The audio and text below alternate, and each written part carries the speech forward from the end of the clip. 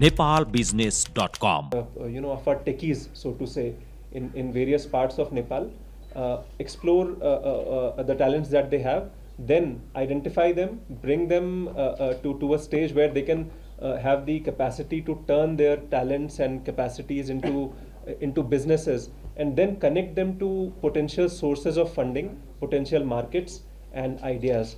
And this is where I think ConnectIn was conceived.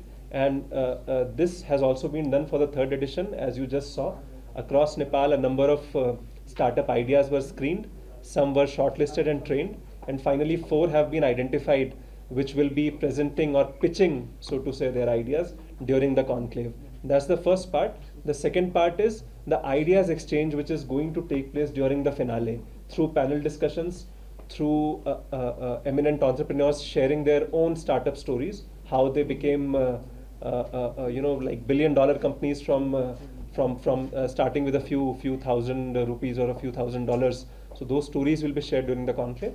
And of course, the third part, which will happen after the finale on 20th April, which is the Ideathon.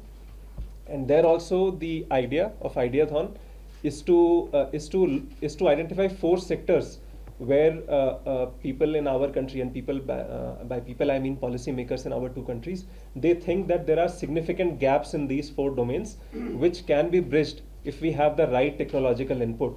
And therefore the idea is to encourage our youngsters to find solutions, tech-enabled solutions in those 4 domains. And for your consumption, I could share the 4 domains that we have identified jointly are cross-border commerce, which is basically trade,